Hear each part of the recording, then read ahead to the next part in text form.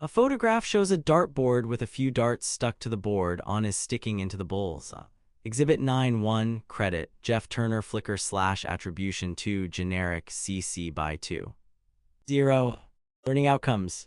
After reading this chapter, you should be able to answer these questions. What are the basic principles of Frederick Taylor's concept of scientific management? What did Elton Mayo's Hawthorne studies reveal about worker motivation? What is Maslow's hierarchy of needs, and how do these needs relate to employee motivation? How are McGregor's theories X and Y and Auchai's theory Z used to explain worker motivation? What are the basic components of Herzberg's motivator hygiene theory? What 4 contemporary theories on employee motivation offer insights into improving employee performance? How can managers redesign existing jobs to increase employee motivation and performance?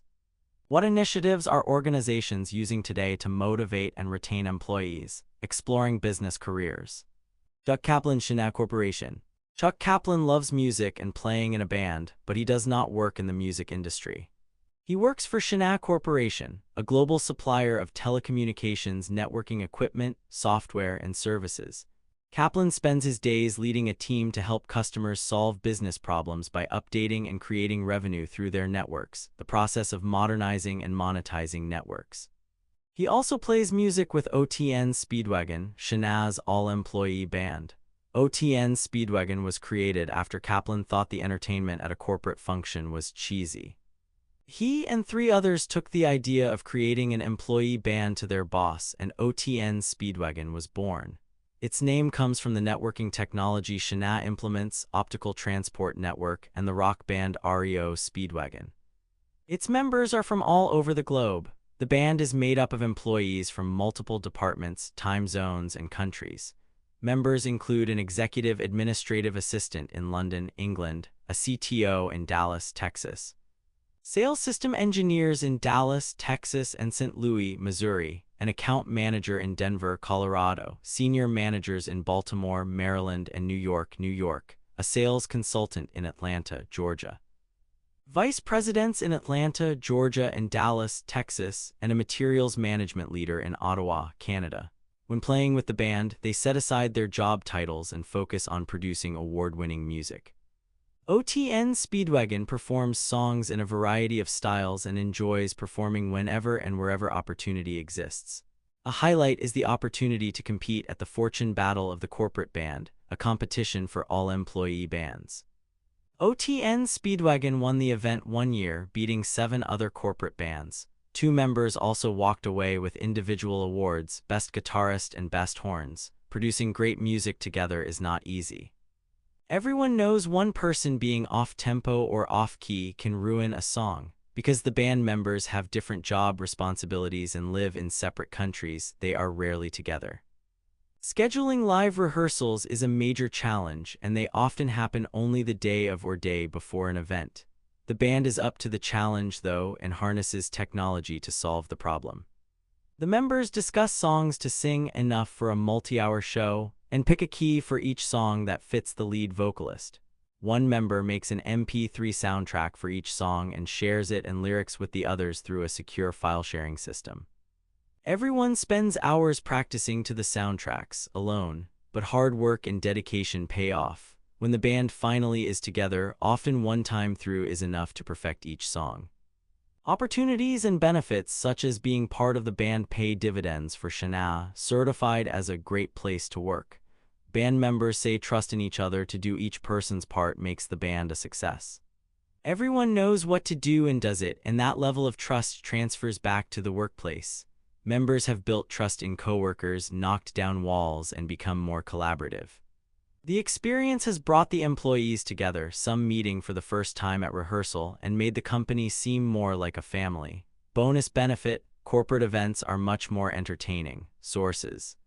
About Chuck Kaplan, http://www.shana.com. Access January 19, 2018. What is network monetization? http://www.shana.com. Access January 19, 2018. OTN Speedwagon. http://www.shana.com. Access January 19, 2018. Great Place to Work, Shana Corporation, HTTP, Reviews, Great Place to Work. Com, November 27, 2017, Jessica Stillman, What This Remote Company Rock Band Can Teach You About Collaboration, Inc. https://www, Inc. Com, March 10, 2017, Molly Winans, Shanaz OTN Speedwagon Gears Up to Rock Out at OFC, https://www, Off Conference. Org, March 17, 2017, Jane Hobbs, Being a Great Place to Work Shouldn't Be a Mystery, http://www, Shana. Com, October 24, 2016, Shana takes home national title at 13th Annual Fortune Battle of the Corporate Bands, http://www, Shana. Com, October 6, 2013, Bogowan, Behind the Scenes with Shana's Corporate Rock Band, http://www, Shana. Com, September 16, 2013.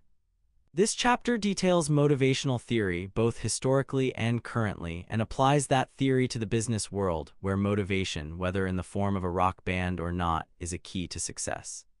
People can be a firm's most important resource. They can also be the most challenging resource to manage well. Employees who are motivated and work hard to achieve personal and organizational goals can become a crucial competitive advantage for a firm. The key then is understanding the process of motivation, what motivates individuals, and how an organization can create a workplace that allows people to perform to the best of their abilities. The photograph shows LeBron James dribbling a basketball during a basketball game. Exhibit 9.2 LeBron James is on a roll. The U.S. basketball player began receiving national attention as a high school player in Ohio. By the time he was graduating from high school, he was touted as the consensus first pick in the NBA draft. James was determined to make it in professional basketball. After successful stints in Cleveland and Miami, James is a perennial all-star and has won 3 NBA championships. What motivates people to achieve their personal best? Credit, Eric Drost /Flickr /Attribution 2. Generic CC by 20. What are the basic principles of Frederick Taylor's concept of scientific management? Motivation is the set of forces that prompt a person to release energy in a certain direction.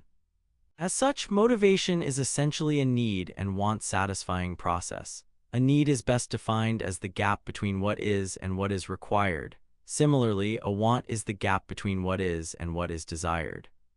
Unsatisfied needs and wants create a state of tension that motivates individuals to practice behavior that will result in the need being met or the want being fulfilled. That is, motivation is what pushes us to move from where we are to where we want to be, because expending that effort will result in some kind of reward. Rewards can be divided into 2 basic categories, intrinsic and extrinsic. Intrinsic rewards come from within the individual, things like satisfaction, contentment, sense of accomplishment, confidence, and pride. By contrast, extrinsic rewards come from outside the individual and include things like pay raises, promotions, bonuses, prestigious assignments, and so forth. Exhibit 9.3 illustrates the motivation process. Successful managers are able to marshal the forces to motivate employees to achieve organizational goals. And just as there are many types of gaps between where organizations are and where they want to be, there are many motivational theories from which managers can draw to inspire employees to bridge those gaps. In this chapter, we will first examine motivational theories that grew out of the Industrial Revolution and early ideas of organizational psychology. Then we will examine needs-based theories and more contemporary ideas about employee motivation like equity, expectancy, goals, and reinforcement theories. Finally, we will show you how managers are applying these theories in real-world situations. How can managers and organizations promote enthusiastic job performance, high productivity, and job satisfaction? Many studies of human behavior in organizations have contributed to our current understanding of these issues. A look at the evolution of management theory and research shows how managers have arrived at the practices used today to manage human behavior in the workplace. A sampling of the most influential of these theorists and research studies are discussed in this section. The illustration shows a man holding a bow and arrow. It is aimed at a target.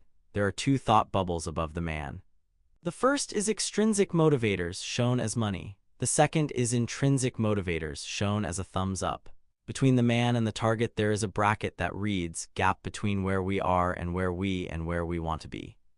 From left to right, the word tension flows into effort, which flows into satisfaction. Exhibit 9, 3 Model of Motivation Attribution, copyright Rice University, OpenStax, under CC by 40 license. Frederick Taylor's Scientific Management. One of the most influential figures of the classical era of management, which lasted from about 1900 to the mid-1930s, was Frederick W. Taylor, a mechanical engineer sometimes called the father of scientific management. Taylor's approach to improved performance was based on economic incentives and the premise that there is one best way to perform any job. As a manager at the Midvale and Bethlehem Steel Companies in Philadelphia in the early 1900s, Taylor was frustrated at the inefficiency of the laborers working in the mills. Convinced that productivity could be improved, Taylor studied the individual jobs in the mill and redesigned the equipment and the methods used by workers. Taylor timed each job with a stopwatch and broke down every task into separate movements. He then prepared an instruction sheet telling exactly how each job should be done, how much time it should take, and what motions and tools should be used. Taylor's ideas led to dramatic increases in productivity in the steel mills and resulted in the development of 4 basic principles of scientific management. Develop a scientific approach for each element of a person's job. Scientifically select, train, teach, and develop workers. Encourage cooperation between workers and managers so that each job can be accomplished in a standard, scientifically determined way. Divide work and responsibility between management and workers according to who is better suited to each task. Taylor published his ideas in the Principles of Scientific Management.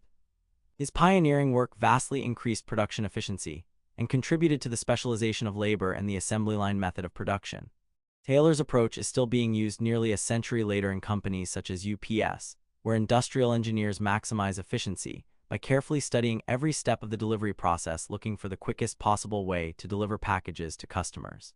Though Taylor's work was a giant step forward in the evolution of management, it had a fundamental flaw in that it assumed that all people are primarily motivated by economic means.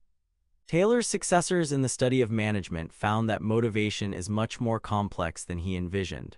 Concept check. How did Frederick Taylor's studies contribute to the early understanding of human motivation? How are Taylor's insights still seen in today's management practices? What did Elton Mayo's Hawthorne studies reveal about worker motivation? The classical era of management was followed by the human relations era, which began in the 1930s and focused primarily on how human behavior and relations affect organizational performance. The new era was ushered in by the Hawthorne studies, which changed the way many managers thought about motivation, job productivity, and employee satisfaction.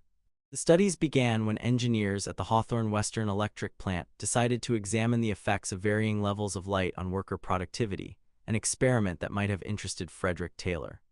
The engineers expected brighter light to lead to increased productivity, but the results showed that varying the level of light in either direction, brighter or dimmer, led to increased output from the experimental group. In 1927, the Hawthorne engineers asked Harvard professor Elton Mayo and a team of researchers to join them in their investigation. From 1927 to 1932, Mayo and his colleagues conducted experiments on job redesign, length of workday and workweek, length of break times, and incentive plans. The results of the studies indicated that increases in performance were tied to a complex set of employee attitudes. Mayo claimed that both experimental and control groups from the plant had developed a sense of group pride because they had been selected to participate in the studies. The pride that came from this special attention motivated the workers to increase their productivity. Supervisors who allowed the employees to have some control over their situation appeared to further increase the workers' motivation. These findings gave rise to what is now known as the Hawthorne effect, which suggests that employees will perform better when they feel singled out for special attention or feel that management is concerned about employee welfare. The studies also provided evidence that informal work groups, the social relationships of employees, and the resulting group pressure have positive effects on group productivity. The results of the Hawthorne studies enhanced our understanding of what motivates individuals in the workplace. They indicate that in addition to the personal economic needs emphasized in the classical era, social needs play an important role in influencing work-related attitudes and behaviors. Concept check. How did Mayo's studies at the Hawthorne plant contribute to the understanding of human motivation? What is the Hawthorne effect? Was the practice of dimming and brightening the lights ethical? What is Maslow's hierarchy of needs, and how do these needs relate to employee motivation? Another well-known theorist from the behavioral era of management history, psychologist Abraham Maslow, proposed a theory of motivation based on universal human needs. Maslow believed that each individual has a hierarchy of needs consisting of physiological, safety, social, esteem, and self-actualization needs, as shown in Exhibit 9. 4. Maslow's theory of motivation contends that people act to satisfy their unmet needs. When you're hungry, for instance, you look for and eat food, thus satisfying a basic physiological need. Once a need is satisfied, its importance to the individual diminishes and a higher-level need is more likely to motivate the person. According to Maslow's hierarchy of needs, the most basic human needs are physiological needs, that is, the needs for food, shelter, and clothing. In large part, it is the physiological needs that motivate a person to find a job. People need to earn money to provide food, shelter, and clothing for themselves and their families. Once people have met these basic needs, they reach the second level in Maslow's hierarchy, which is safety needs. People need to feel secure, to be protected from physical harm, and to avoid the unexpected. In work terms, they need job security and protection from work hazards. The base of the pyramid is labeled first level, physiological needs. The next level up is the second level, safety needs. The next level up is the third level, social needs. The fourth level up is esteem needs. The fifth level and apex of the pyramid is self-actualization needs. Exhibit 9. 4. Maslow's hierarchy of needs, attribution. Copyright Rice University, OpenStax, under CC by 40 license. Physiological needs and safety are physical needs. Once these are satisfied, individuals focus on needs that involve relationships with other people. At Maslow's third level are social needs, or needs for belonging, acceptance by others, and for giving and receiving friendship and love. Informal social groups on and off the job help people satisfy these needs.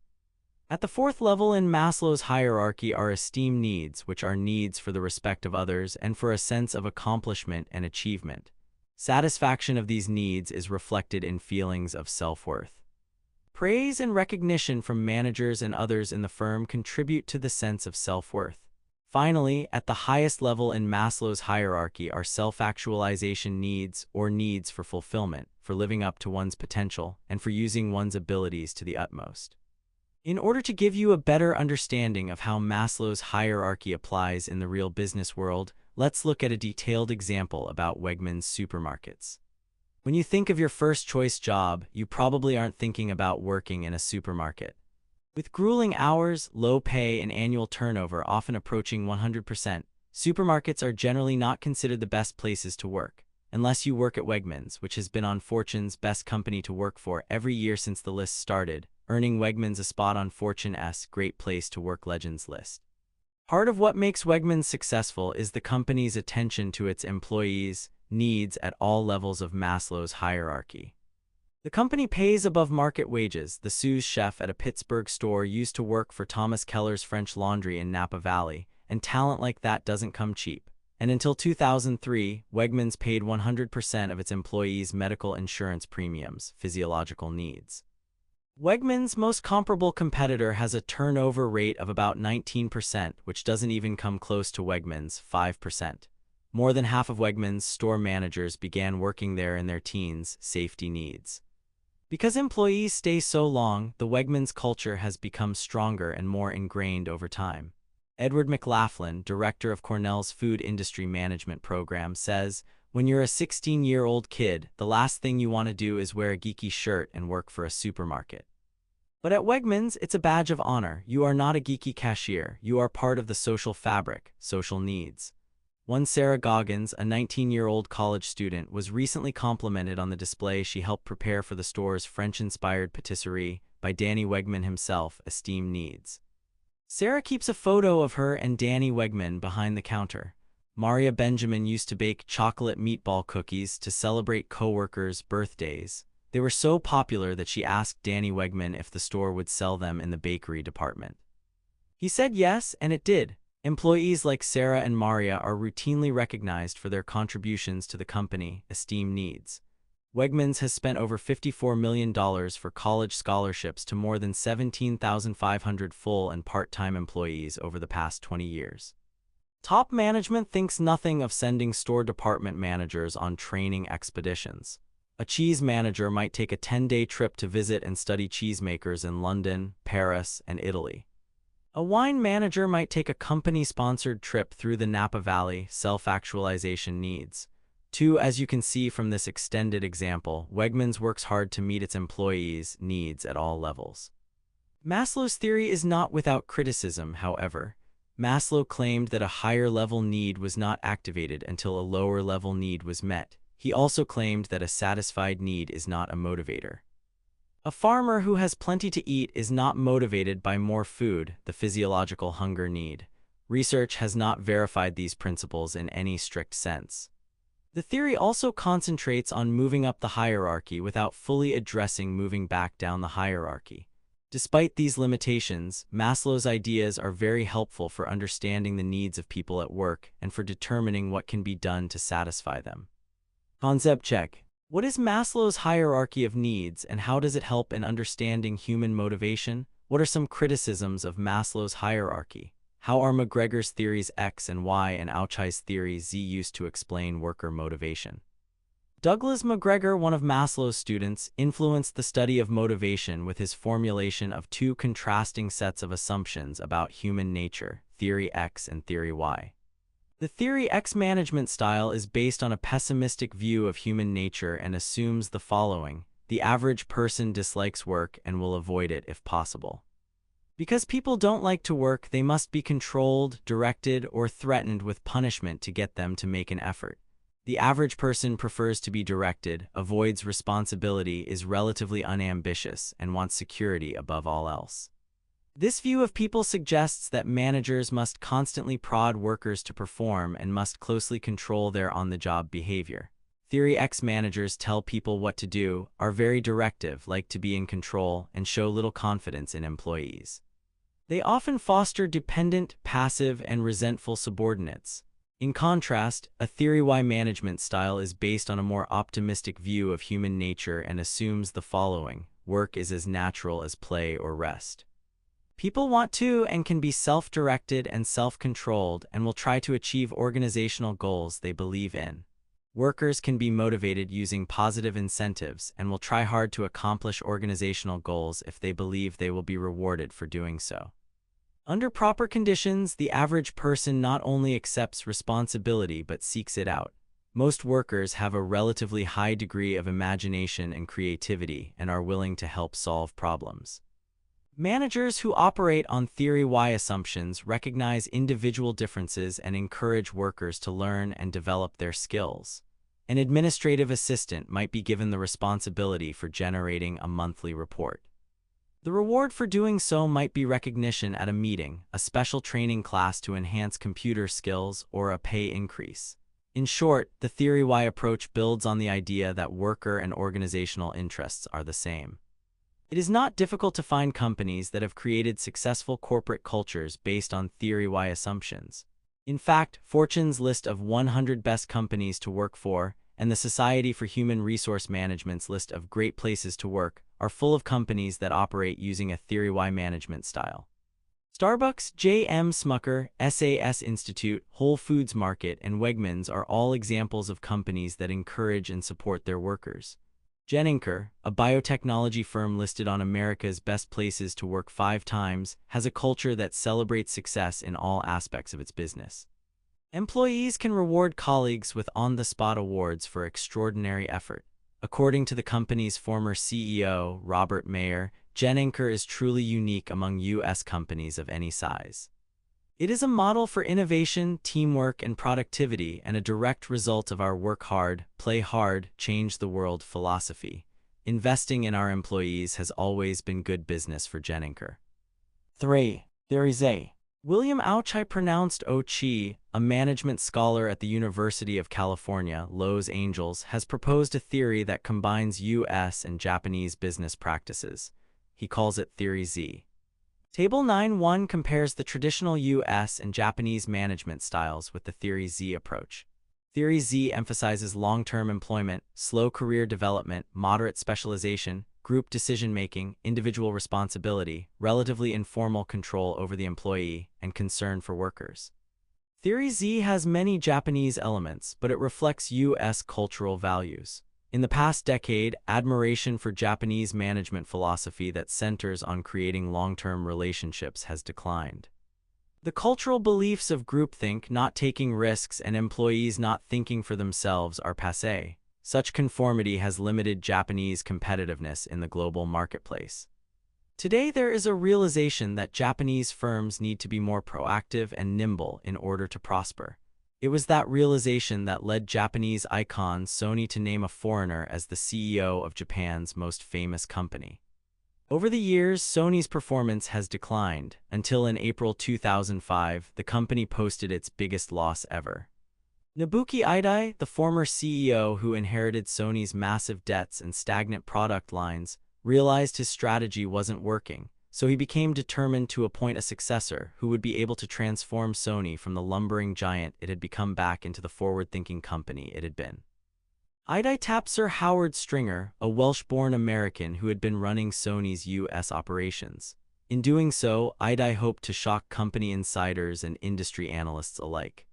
"It's funny, 100% of the people around here agree we need to change, but 90% of them don't really want to change themselves," he says.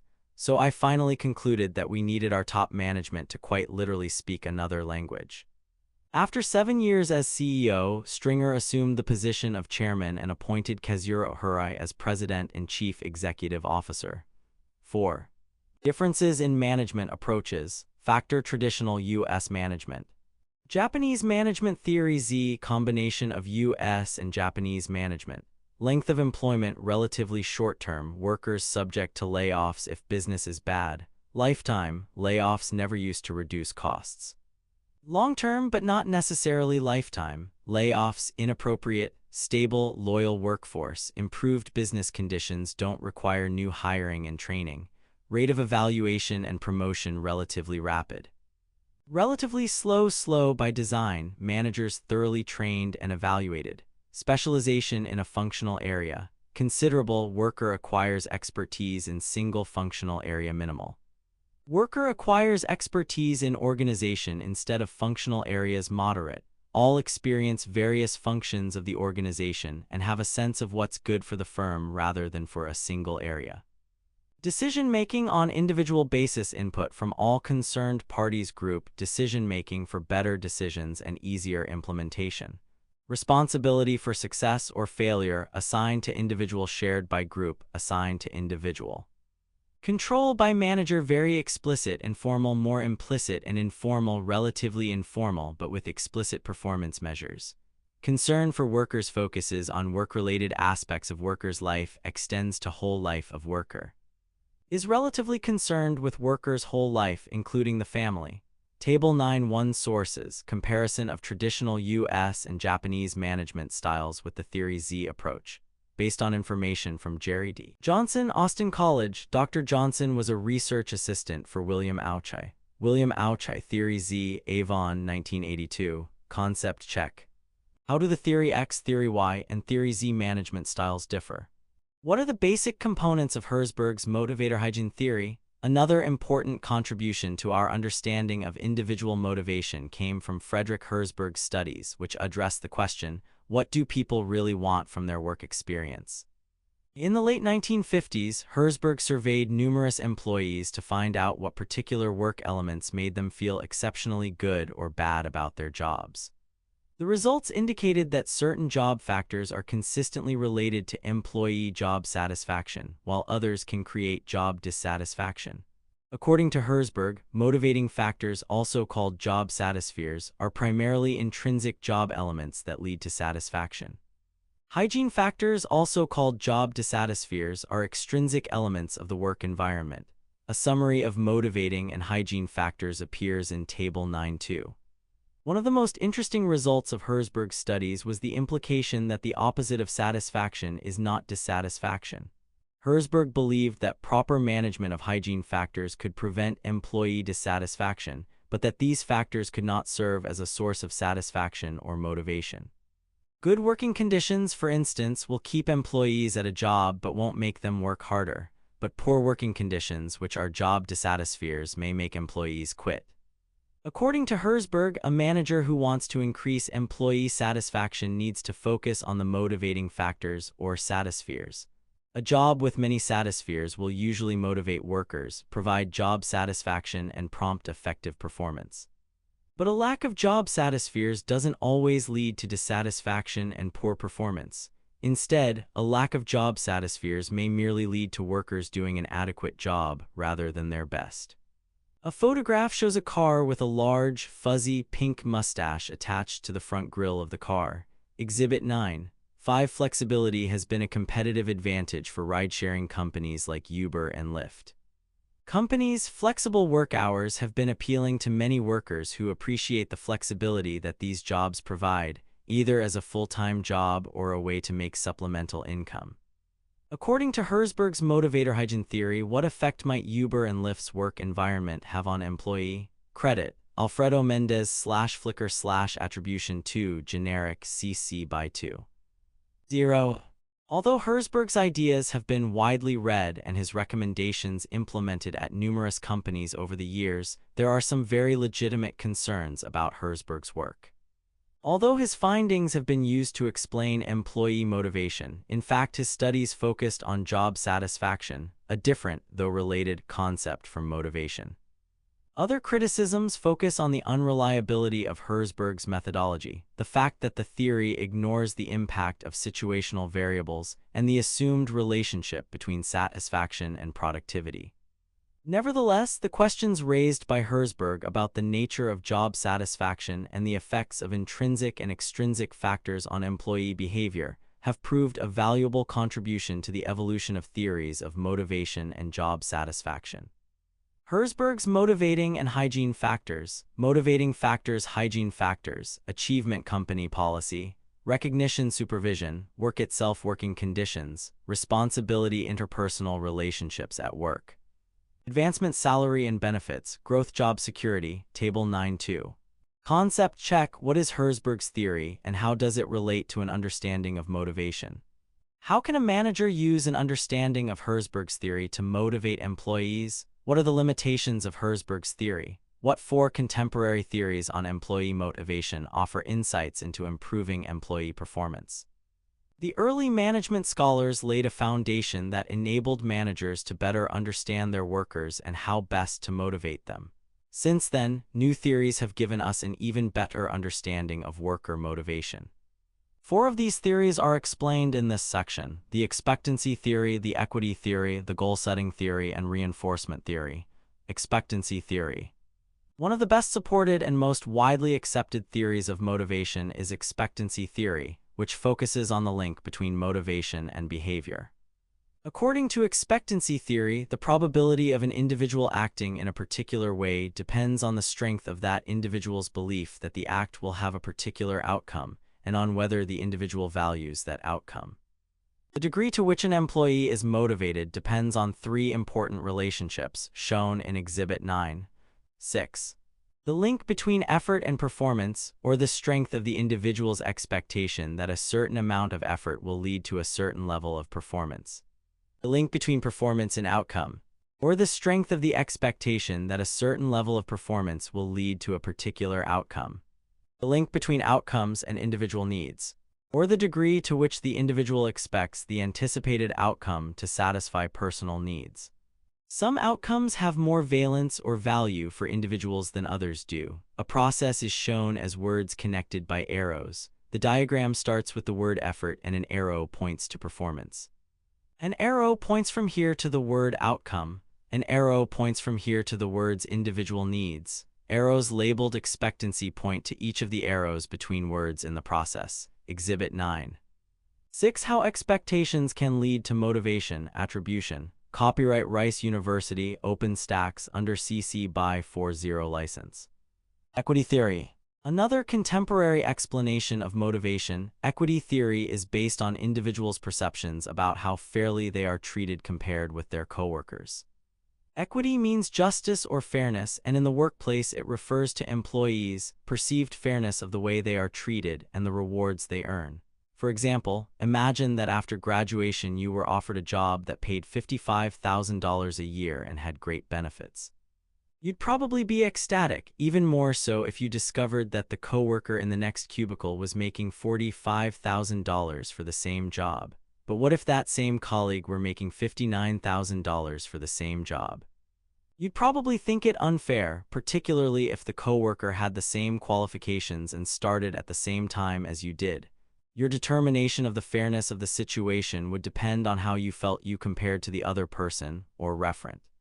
Employees evaluate their own outcomes, e.g., salary, benefits, in relation to their inputs, e.g., number of hours worked, education, and training, and then compare the outcomes to inputs ratio to one of the following. 1. The employee's own past experience in a different position in the current organization. 2. The employee's own past experience in a different organization. 3. Another employee's experience inside the current organization. Or 4. Another employee's experience outside the organization. According to equity theory, if employees perceive that an inequity exists, they will make one of the following choices: change their work habits, exert less effort on the job; change their job benefits and income, ask for a raise, steal from the employer; distort their perception of themselves, I always thought I was smart, but now I realize I'm a lot smarter than my coworkers. Distort their perceptions of others, Joe's position is really much less flexible than mine. Look at the situation from a different perspective. I don't make as much as the other department heads, but I make a lot more than most graphic artists. Leave the situation, quit the job. Managers can use equity theory to improve worker satisfaction. Knowing that every employee seeks equitable and fair treatment, managers can make an effort to understand an employee's perceptions of fairness and take steps to reduce concerns about inequity. A photograph shows stacks of Ben and Jerry's ice cream pints. Exhibit 9. 7 Ben and Jerry's founders Ben Cohen and Jerry Greenfield firmly believe the maxim that companies do well by doing good. This idealism led the founders to once famously swear that no Ben and Jerry's executive would ever make more than 7 times the lowliest worker's wage. But when growth required attracting exceptional top-level management, the company eventually abandoned its self-imposed ratio between its lowest and highest compensation rates. How might perceived inequities in pay affect worker satisfaction and motivation? Credit, Mike Mozart /Flickr /attribution 2 generic CC by 2. 0. Goal-setting theory. Goal-setting theory is based on the premise that an individual's intention to work toward a goal is a primary source of motivation. Once set, the goal clarifies for the employee what needs to be accomplished and how much effort will be required for completion. The theory has 3 main components. 1. Specific goals lead to a higher level of performance than do more generalized goals, do your best. 2. More difficult goals lead to better performance than do easy goals, provided the individual accepts the goal. And 3. Feedback on progress toward the goal enhances performance. Feedback is particularly important because it helps the individual identify the gap between the actual performance, and the ideal, the desired outcome defined by the goal. Given the trend toward employee empowerment in the workplace, more and more employees are participating in the goal-setting process. To help employees during the peak 2017 holiday delivery season, UPS, FedEx, and the U.S. Postal Service paid additional overtime to help achieve their goals. UPS even deployed some office personnel to help deliver packages and created team goals to ensure there was cooperation and shared reward with employees from different departments within the organization. The strategy seems to have worked, with UPS reporting an on-time delivery rate of 99.1% for the week before Christmas. 5. Reinforcement theory. Reinforcement theory says that behavior is a function of its consequences. In other words, people do things because they know other things will follow. So, depending on what type of consequences follows, people will either practice a behavior or refrain from it. There are 3 basic types of consequences: positive, negative, and none. In general, we think of positive consequences as rewards, but a reward is anything that increases the particular behavior. By contrast, punishment is anything that decreases the behavior. Motivating with the reinforcement theory can be tricky because the theory is functional. All of its components are defined by their function rather than their structure. That is, consequences can operate differently for different people and in different situations. What is considered a punishment by one person may, in fact, be a reward for another. Nonetheless, managers can successfully use reinforcement theory to motivate workers to practice certain behaviors and avoid others. Often, managers use both rewards and punishment to achieve the desired results. For example, retailers have long needed additional help during peak selling days like Black Friday and Cyber Monday. To help meet these needs, Urban Outfitters recruited salaried workers for a 6-hour shift at its new fulfillment facility to help out some of their colleagues and sold the idea to salaried employees as a team-building activity. The workers were offered transportation and paid lunches and asked to wear comfortable shoes. Although it was not mandatory, an Urban Outfitters spokesperson commented, "After successfully opening our new fulfillment center in June, we asked salaried employees at our home office to volunteer for shifts that would help support the new center through a busy month of October." Unsurprisingly, we received a tremendous response, including many of our senior management. 6. Expanding around the globe. Motivation is culture-bound. Most motivation theories in use today were developed in the United States by Americans and about Americans. Of those that were not, many have been strongly influenced by American theories, but several motivation theories do not apply to all cultures. For example, Maslow's theory does not often hold outside the United States. In countries higher on uncertainty avoidance, such as Greece and Japan, as compared with those lower on uncertainty avoidance, such as the United States, security motivates employees more strongly than does self-actualization. Employees in high uncertainty avoidance countries often consider job security and lifetime employment more important than holding a more interesting or challenging job. Also contrasting with the American pattern, social needs often dominate the motivation of workers in countries such as Denmark, Norway, and Sweden that stress the quality of life over materialism and productivity. When researchers tested Herzberg's theory outside the United States, they encountered different results. In New Zealand, for example, supervision and interpersonal relationships appear to contribute significantly to satisfaction and not merely to reducing dissatisfaction. Similarly, researchers found that citizens of Asia, Canada, Europe, Latin America, the Republic of Panama, and the West Indies cited certain extrinsic factors as satispheres with greater frequency than did their American counterparts. In other words, the factors that motivate U.S. employees may not spark the same motivation in employees in other cultures. Some of the major differences among the cultural groups include the following. English-speaking countries such as England and the United States rank higher on individual achievement and lower on the desire for security. French-speaking countries in areas such as France and the province of Quebec in Canada, although similar to the English-speaking countries, give greater importance to security and somewhat less to challenging work. Northern European countries such as Sweden have less interest in getting ahead and work towards recognition goals and place more emphasis on job accomplishment. In addition, they have more concern for people and less for the organization as a whole. It is important that their jobs not interfere with their personal lives. Latin American and Southern European countries find individual achievement somewhat less important. Southern Europeans place the highest emphasis on job security, whereas both groups of countries emphasize fringe benefits. Germany ranks high on security and fringe benefits and among the highest on getting ahead. Japan, although low on advancement, also ranks second highest on challenge and lowest on autonomy, with a strong emphasis on good working conditions and a friendly working environment. Critical thinking questions. In today's global business environment, with its diversity of perspectives, can a manager ever successfully use equity theory? Why or why not? What impact, if any, do these cultural differences have on managers managing an entirely American workforce? Explain. Sources, adapted from Nancy J. Adler and Allison Gunderson, International Dimensions of Organizational Behavior, 5th ed. Cengage Learning, 2008, pp. 174-181, Motivation Across Cultures, Same Value Different Approach, Authentic Journeys, http, blog, Authentic Journeys. Info July 10, 2014. Concept check. Discuss the three relationships central to expectancy theory. Explain the comparison process that is a part of equity theory.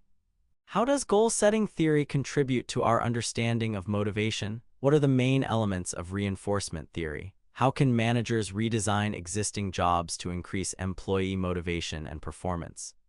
The material presented thus far in this chapter demonstrates the wide variety of theorists and research studies that have contributed to our current understanding of employee motivation.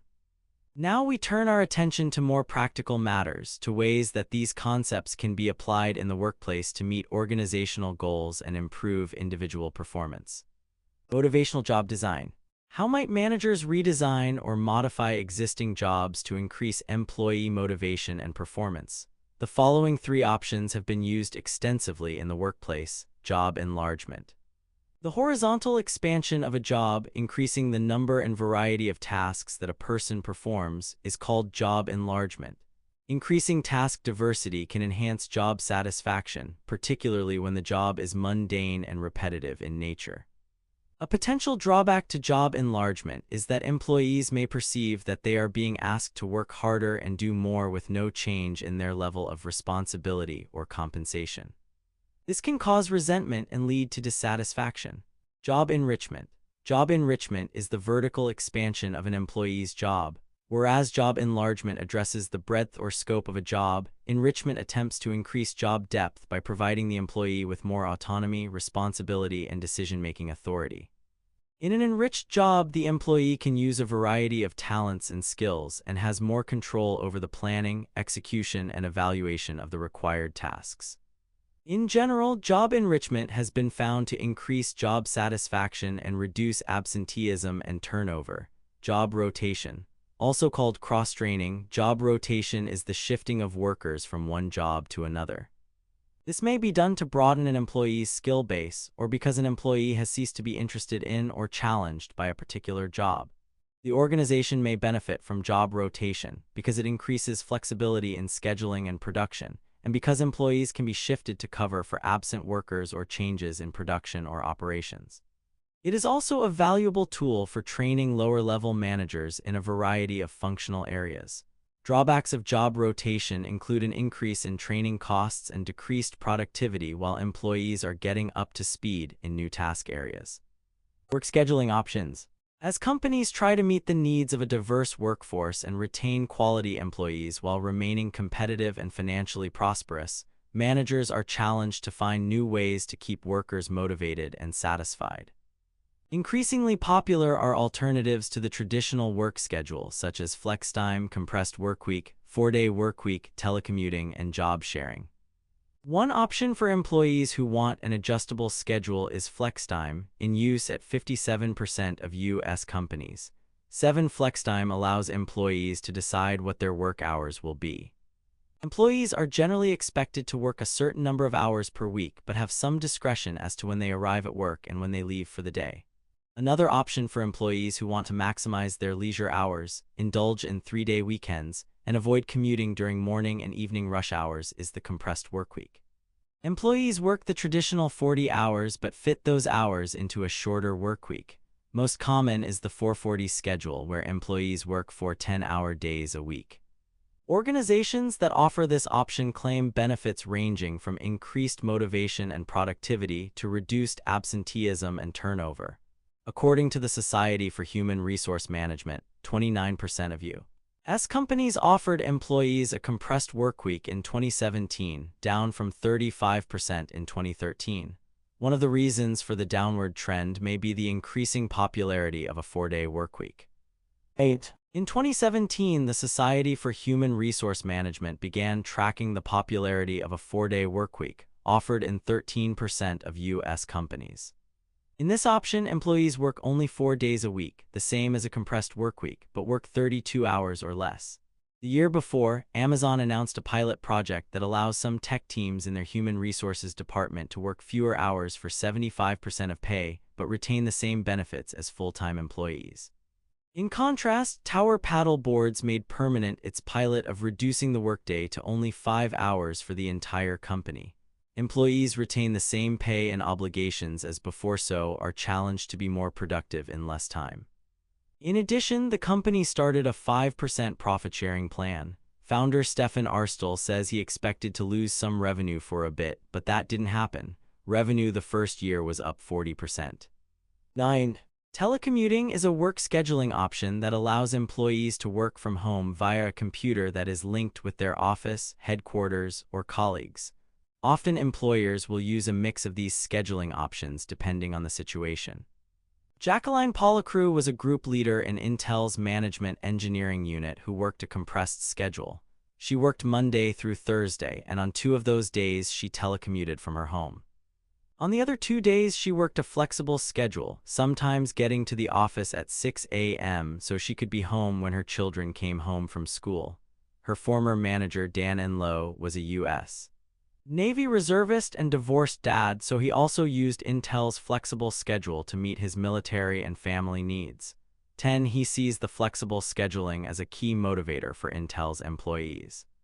I've had workers tell me flat out they were going to leave Intel if they didn't have the option of some flexibility with their schedules, he says. 11. Ricardo Semler, CEO of Semco, a Brazilian conglomerate with 3,000 employees, sums up flexible work schedules this way. The essence to us at Semco was that people who are free people, who can act based on self-interest, who can balance their own lives, are much happier, more productive people. If you take a business call on a Sunday afternoon, for instance, why not go to the movies on a Monday? Semco's employees not only choose their own schedules, they often choose which part of the business to work for and even how much they'll be paid. 12. Job sharing is a scheduling option that allows 2 individuals to split the tasks, responsibilities, and work hours of one 40-hour-per-week job.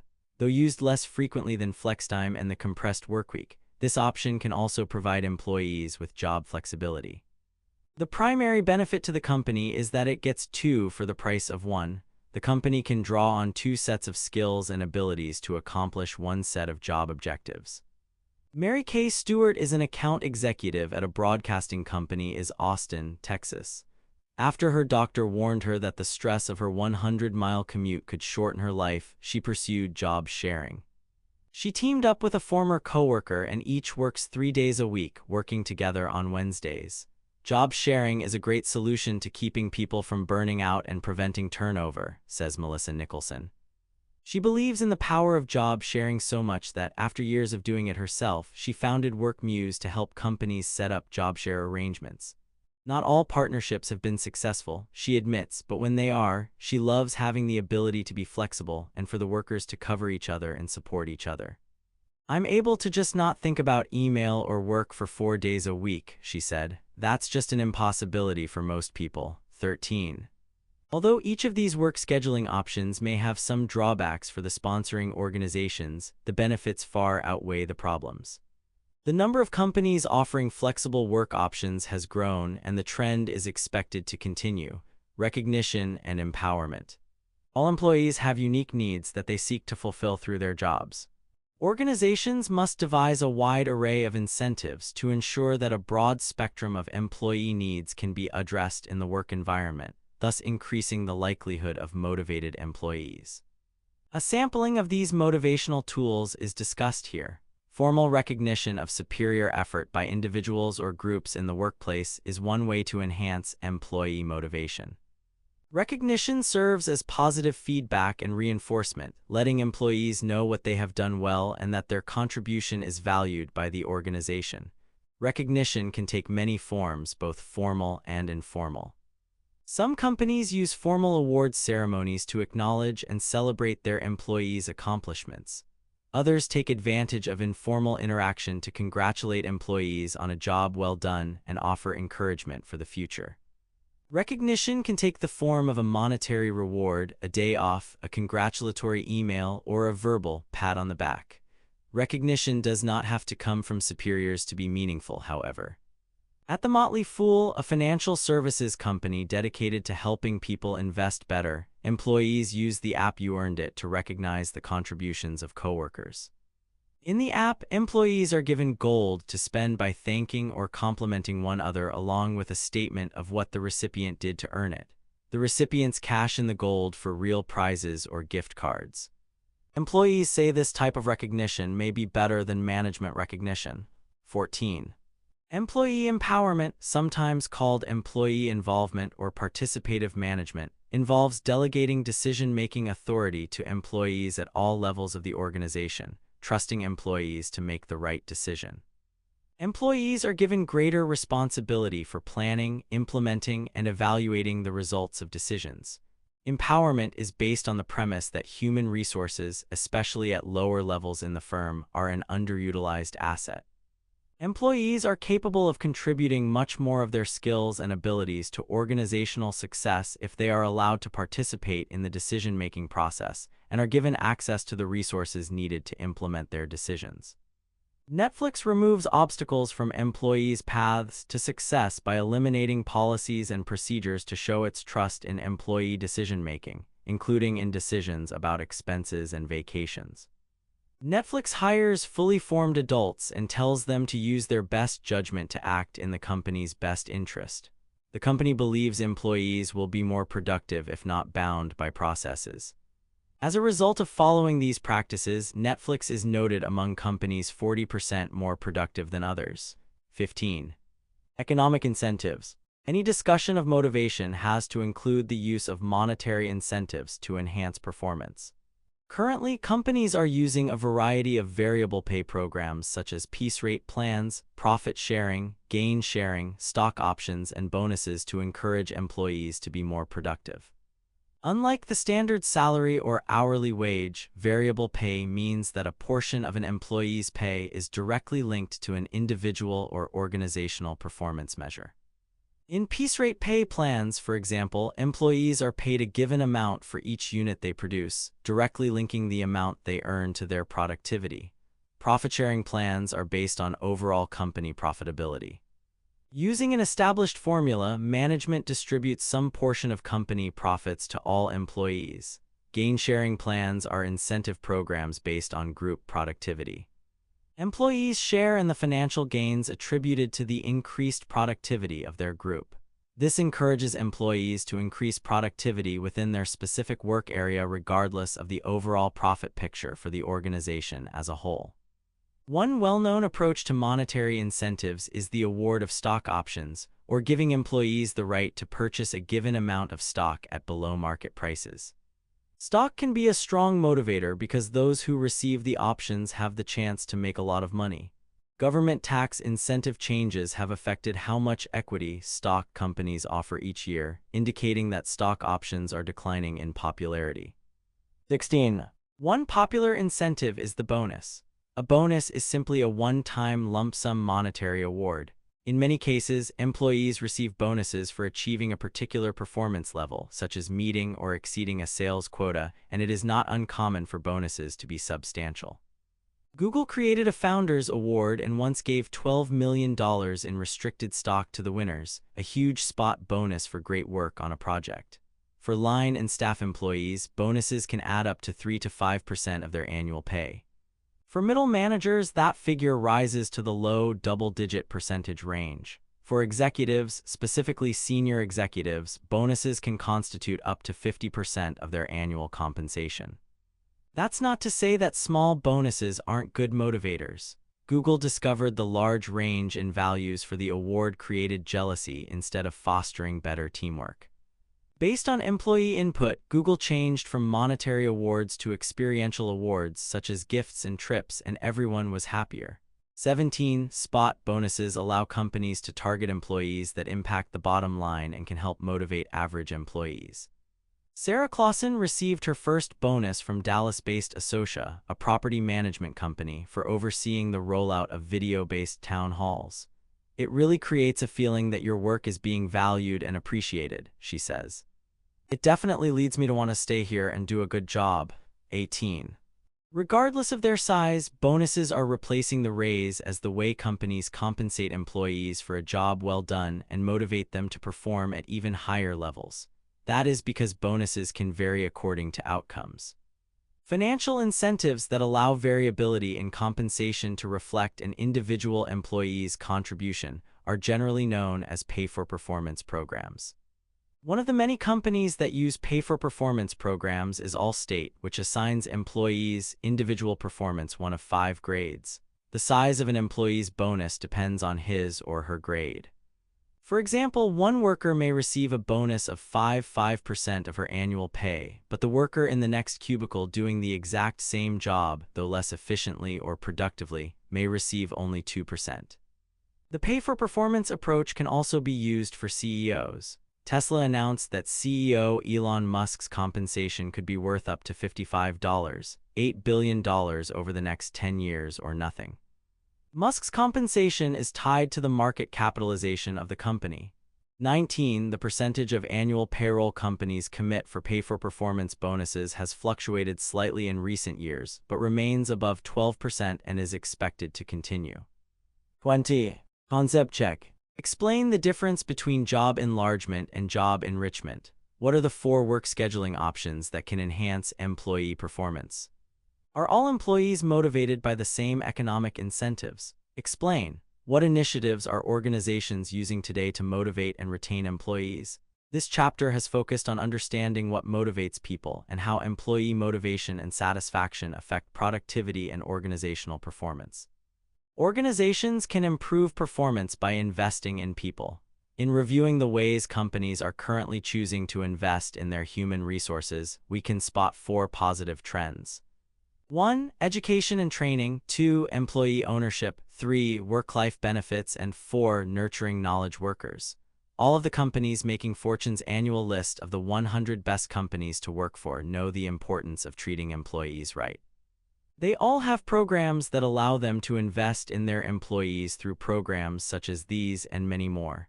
Today's businesses also face the challenge of increased costs of absenteeism. This section discusses each of these trends in motivating employees, education and training. Companies that provide educational and training opportunities for their employees reap the benefits of a more motivated, as well as a more skilled, workforce. Employees who are properly trained in new technologies are more productive and less resistant to job change. Education and training provide additional benefits by increasing employees' feelings of competence and self-worth. When companies spend money to upgrade employee knowledge and skills, they convey the message, "We value you and are committed to your growth and development as an employee." Catching the entrepreneurial spirit. Everyone's a CFO. Andrew Levine, president of DCI, a New York public relations firm, wanted to implement a more open management style at his company, so he added a financial segment to monthly staff meetings, during which he would share results and trends with his employees. Much to his surprise, employees seemed bored. During one staff meeting, he asked his employees how to calculate a profit, and only the receptionist, Sergio Barrios, knew how. Levine was astounded both at his employees' general deficit in math concepts and at Barrios' knack for figures. Levine then decided to require employees to present the financial reports themselves. For the next staff meeting, Levine appointed Barrios the chief financial officer, CFO, of the day. Barrios explained the terminology in ways laymen could understand. Since then, Levine has watched his employees become financial whizzes. Each CFO of the day meets with DCI's real CFO for only 1 day before the meeting. They review income, expenses, and all manner of financial ratios and statements. They discuss revenue projections and general financial trends. The CFO of the day then presents this information at the monthly staff meeting. Maria Mance, a junior employee, thinks the training is extremely beneficial. "I'm a new, young employee, and I'm being trained not only as a PR executive, but also as a business executive."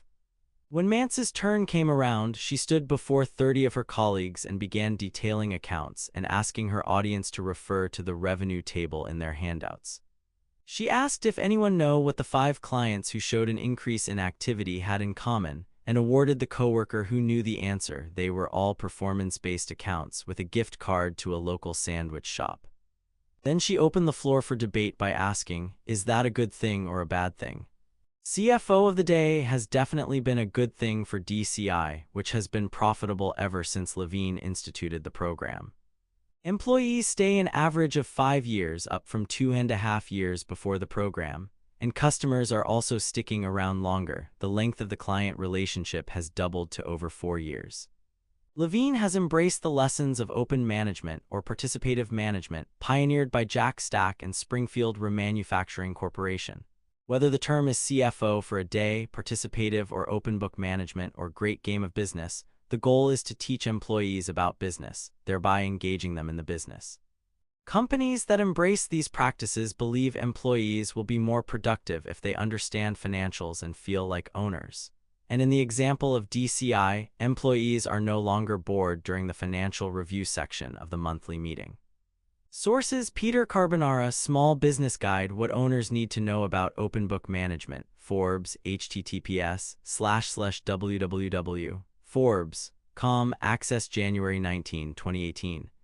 Peter Carbonara, Gaming the System, How a Traditional Manufacturer Opened Its Books and Turned Employees into Millionaires, Forbes, https://www.forbes.com, access January 19, 2018. Nadine Heinz, Everyone's a CFO, Inc., https://www.inc.com, access January 15, 2018.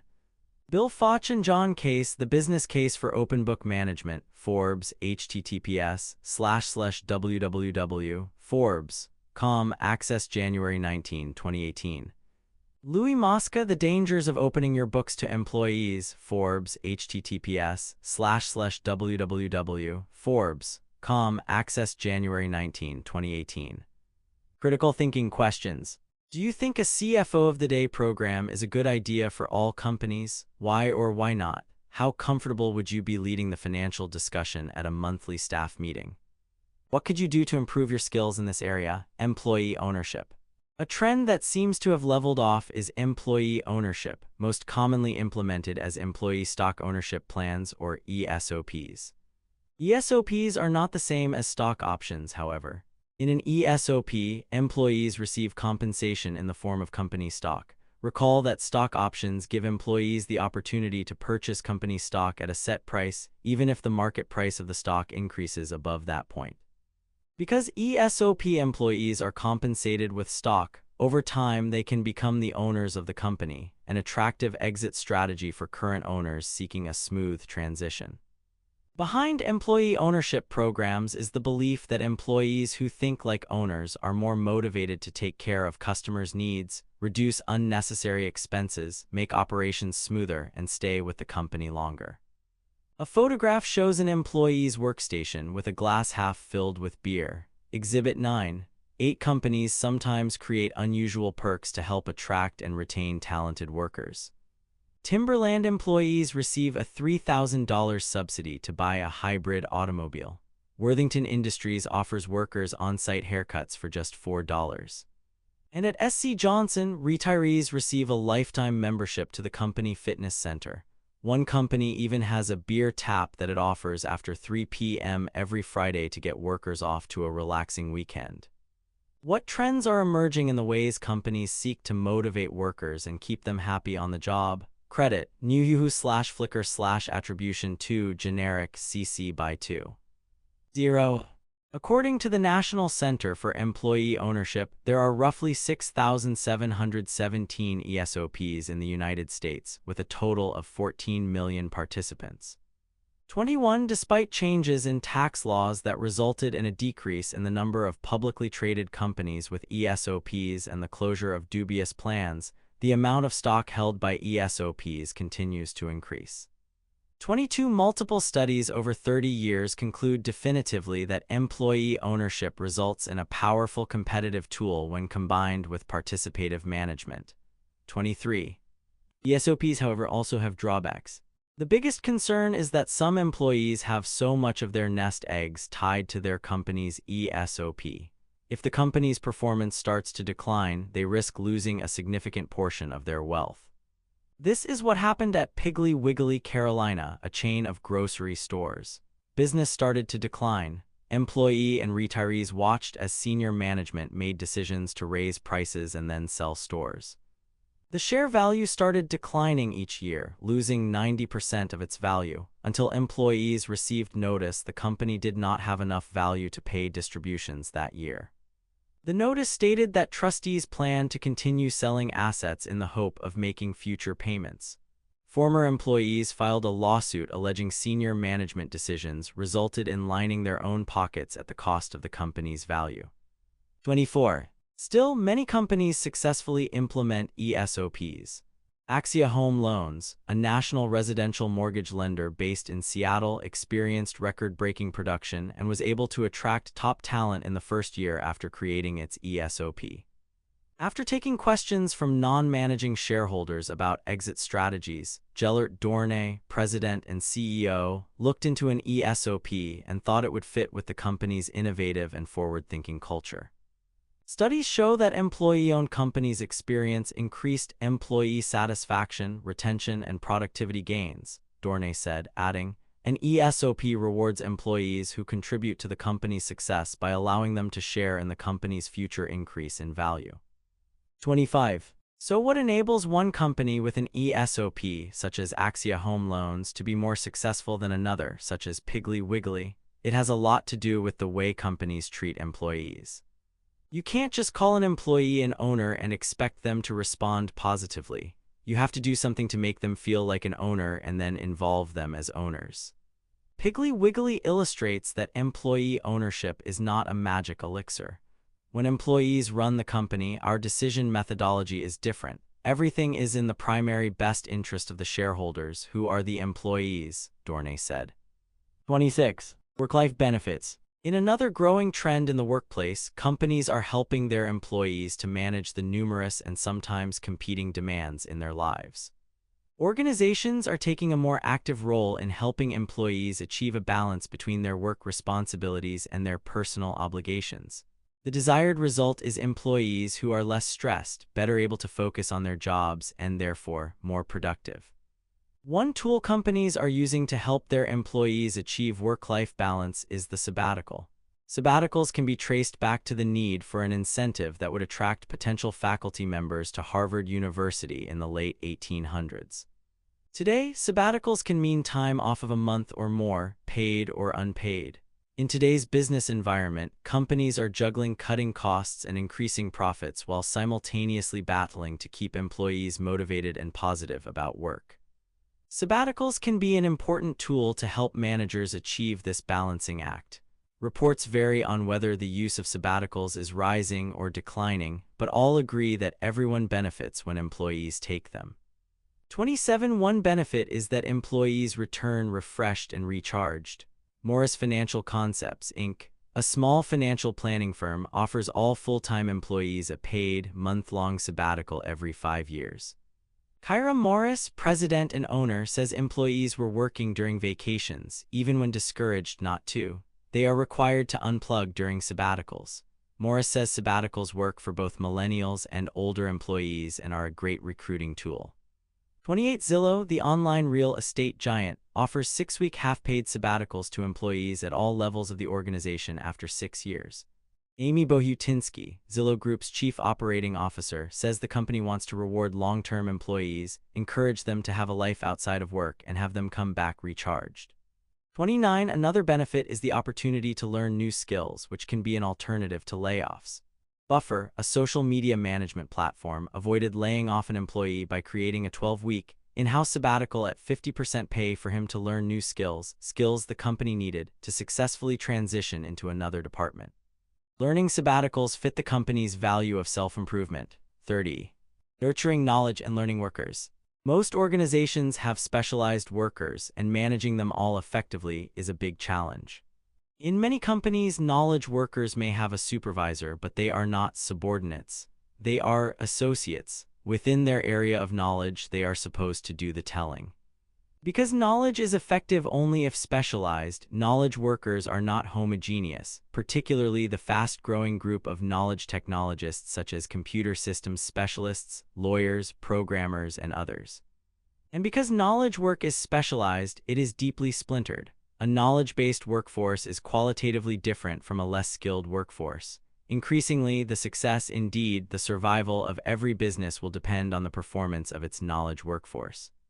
The challenging part of managing knowledge workers is finding ways to motivate proud, skilled professionals to share expertise and cooperate in such a way that they advance the frontiers of their knowledge to the benefit of the shareholders and society in general.